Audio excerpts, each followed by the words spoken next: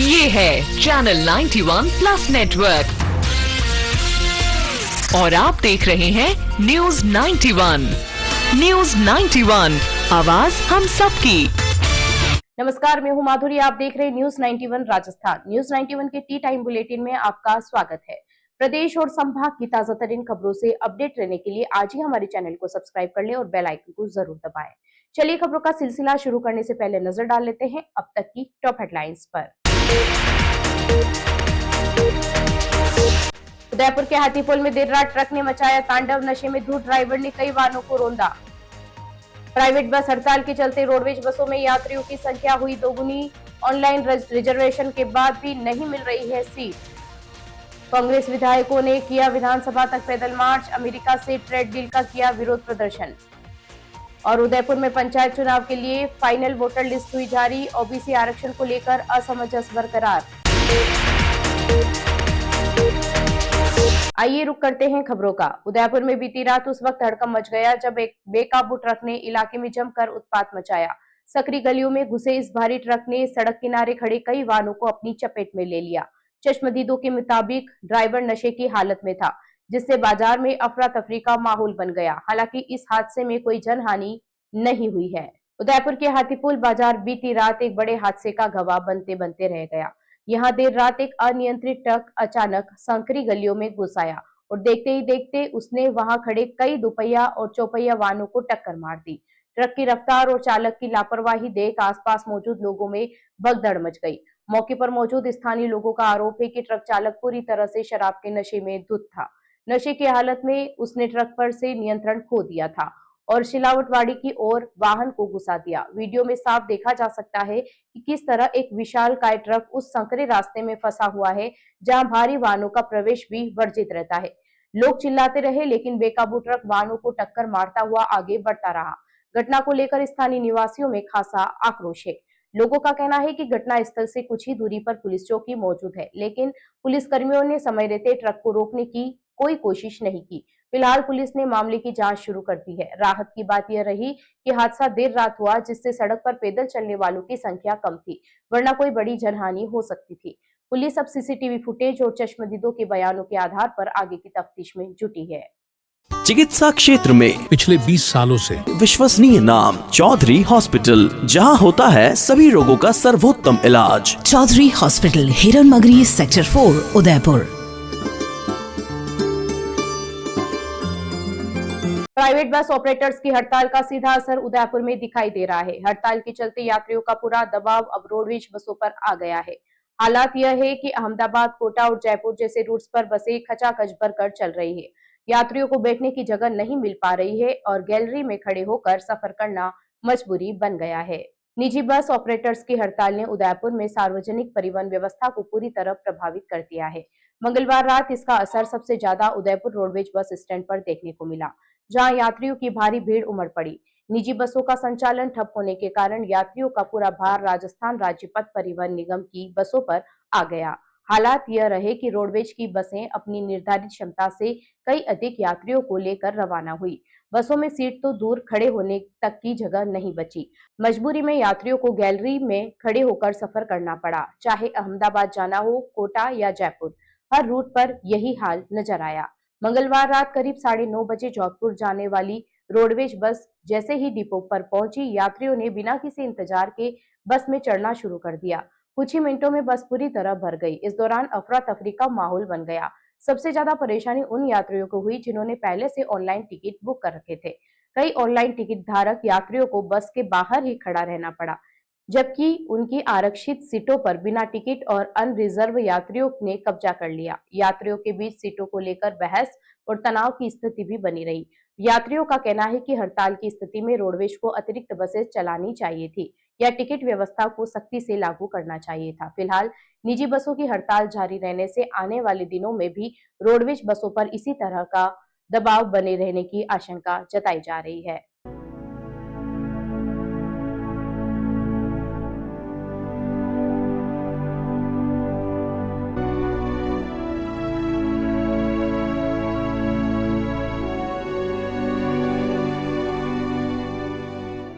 राजधानी जयपुर में गुरुवार सुबह सियासी माहौल गर्मा गया जब कांग्रेस विधायकों ने अपने आवास से विधानसभा तक पैदल मार्च निकाला। अमेरिका से प्रस्तावित ट्रेड डील को लेकर कांग्रेस ने केंद्र सरकार पर देश के हितों से समझौते का आरोप लगाया।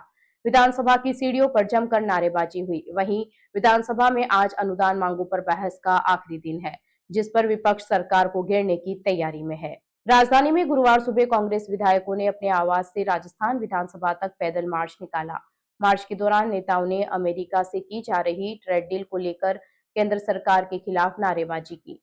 विधायकों का आरोप है कि इस समझौते में देश के हितों की अनदेखी की जा रही है। विधानसभा की सीढ़ियों के बाहर प्रदर्शन करते हुए नेता प्रतिपक्ष टीकाराम जूली ने कहा कि अमेरिका के दबाव में भारत के कृषि और डेयरी सेक्टरों को नुकसान पहुंचाया जा रहा है। उन्होंने दावा किया कि ट्रेड डील के तहत विदेशी कृषि उत्पाद और डेयरी सामान भारत में आने से देश के किसानों और पशुपालकों पर सीधा असर पड़ेगा। इधर विधानसभा में आज अनुदान मांगों पर बहस का अंतिम दिन है। प्रश्नकाल और शून्यकाल के बाद ग्रामीण विकास और पंचायती राज विभाग से जुड़ी अनुदान मांगों पर दिन भर चर्चा होगी। इस दौरान विपक्ष पंचायत चुनाव समय पर नहीं करवाने, परिसीमन में राजनीतिक आधार पर वार्डों की संख्या घटाने बढ़ाने जैसे मुद्दों पर सरकार को घेरने की रणनीति बनाए हुए हैं। विधानसभा में शुक्रवार 27 फरवरी को राज्य का बजट पारित किया जाएगा। इसके साथ ही एप्रोप्रिएशन बिल और फाइनेंस बिल भी पास किए जाएंगे।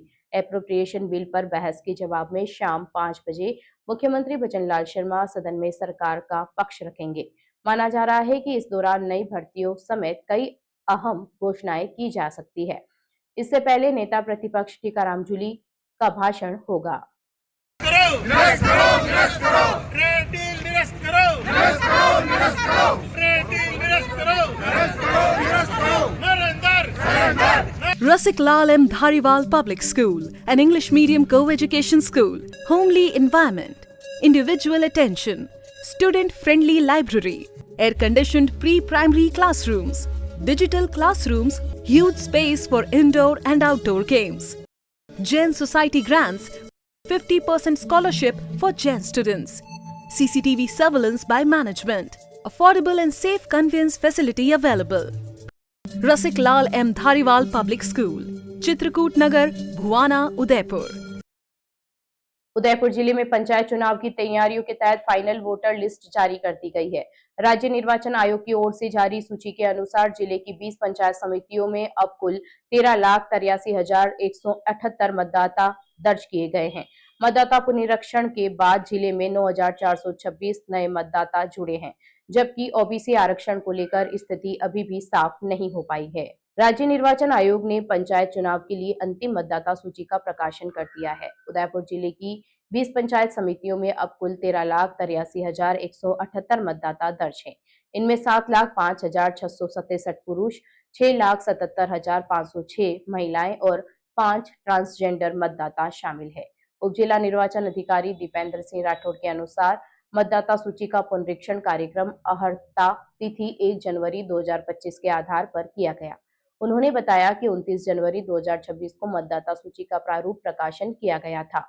उस समय जिले में 13,73,752 मतदाता दर्ज थे। प्रारूप प्रकाशन के बाद 29 जनवरी से 16 फरवरी तक प्रपत्र 1 से 3 के तहत दावे और आपत्तियां आमंत्रित की गई। प्राप्त आवेदनों के निस्तारण के बाद बुधवार को अंतिम मतदाता सूची जारी की गई, जिसमें कुल 9,426 मतदाताओं की बढ़ोतरी दर्ज हुई।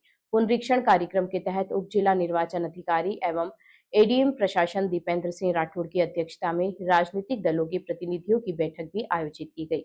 बैठक में भारतीय जनता पार्टी, भारतीय राष्ट्रीय कांग्रेस, बहुजन समाज पार्टी और भारतीय आदिवासी पार्टी के प्रतिनिधि मौजूद रहे। वहीं पंचायत और नगरीय निकाय चुनावों में ओबीसी आरक्षण को लेकर असमंजस की स्थिति बनी हुई है। सुप्रीम कोर्ट के निर्देश पर गठित ओबीसी आयोग की रिपोर्ट अब तक प्रस्तुत नहीं हुई है। यदि रिपोर्ट समय पर नहीं आती है तो सरकार पुराने आरक्षण प्रावधानों के आधार पर चुनाव करवा सकती है। राजस्थान में मौसम का मिजाज तेजी से बदल रहा है। लगातार दूसरे दिन तापमान 36 डिग्री सेल्सियस के पार पहुंच गया है। पश्चिमी राजस्थान की झीलों में दिन के साथ साथ रातें भी गर्म होने लगी है। मौसम विशेषज्ञों के अनुसार अगले 1 सप्ताह तक प्रदेश में मौसम साफ रहेगा और तापमान में और बढ़ोतरी देखने को मिल सकती है, जिससे गर्मी का असर और तेज होगा। राजस्थान में सूरज की तपिश के साथ गर्मी ने रफ्तार पकड़ ली है। प्रदेश में लगातार दूसरे दिन अधिकतम तापमान 36 डिग्री सेल्सियस से ऊपर दर्ज किया गया है। बुधवार को पश्चिमी राजस्थान के अधिकांश जिलों में दिन का तापमान 33 से 37 डिग्री सेल्सियस के बीच बना रहा, जिससे लोगों को दिन के समय तेज गर्मी का सामना करना पड़ा। पिछले 24 घंटों में पश्चिमी जिलों में गर्मी सामान्य से अधिक दर्ज की गई। जैसलमेर, जोधपुर, पाली, बीकानेर, बाड़मेर और जालोर जैसे जिलों में अधिकतम तापमान 33 डिग्री सेल्सियस से ऊपर रहा। इनमें सबसे ज्यादा तापमान बाड़मेर में 36.3 डिग्री सेल्सियस दर्ज किया गया, जो सामान्य से करीब 5 डिग्री अधिक रहा। गर्मी का असर अब रात के तापमान पर भी साफ दिखाई देने लगा है। कई शहरों में न्यूनतम तापमान 16 डिग्री सेल्सियस या उससे ऊपर पहुंच गया है। जयपुर में न्यूनतम तापमान 18.2 डिग्री सेल्सियस, बाड़मेर में 19.6 डिग्री और बीकानेर में 20 डिग्री सेल्सियस दर्ज किया गया है। वहीं डूंगरपुर में 17.8 डिग्री, प्रतापगढ़ में 17.1 डिग्री, चित्तौड़गढ़ और उदयपुर में 16.6 डिग्री, जैसलमेर में 16.3 डिग्री तथा जोधपुर में 16 डिग्री सेल्सियस रहा। दिन में तेज गर्मी के बाद अब सुबह और शाम की हल्की सर्दी भी लगभग गायब हो गई है। मौसम विशेषज्ञों का कहना है कि अगले एक सप्ताह तक प्रदेश में आसमान साफ रहेगा। इस दौरान तेज धूप के साथ तापमान में और बढ़ोतरी होने की संभावना है, जिससे गर्मी का असर और अधिक महसूस किया जाएगा। चलते चलते फिर नजर डालते हैं आज की टॉप हेडलाइंस पर। उदयपुर के हाथीपोल में देर रात ट्रक ने मचाया तांडव, नशे में धुत ड्राइवर ने कई वाहनों को रौंदा। प्राइवेट बस हड़ताल के चलते रोडवेज बसों में यात्रियों की संख्या हुई दोगुनी, ऑनलाइन रिजर्वेशन के बाद भी नहीं मिल रही है सीट। कांग्रेस विधायकों ने किया विधानसभा तक पैदल मार्च, अमेरिका से ट्रेड डील का किया विरोध प्रदर्शन। और उदयपुर में पंचायत चुनाव के लिए फाइनल वोटर लिस्ट हुई जारी, ओबीसी आरक्षण को लेकर असमंजस बरकरार। अपने स्मार्टफोन पर प्रदेश भर की खबरों से अपडेट रहने के लिए आज ही हमारे चैनल को सब्सक्राइब कर लें और बेल आइकन को जरूर दबाएं। फिलहाल इस बुलेटिन में इतना ही। अब दीजिए इजाजत माधुरी को, आप जुड़े रहिए न्यूज 91 के साथ। नमस्कार। ये है चैनल 91 प्लस नेटवर्क और आप देख रहे हैं न्यूज 91। न्यूज 91, आवाज हम सबकी।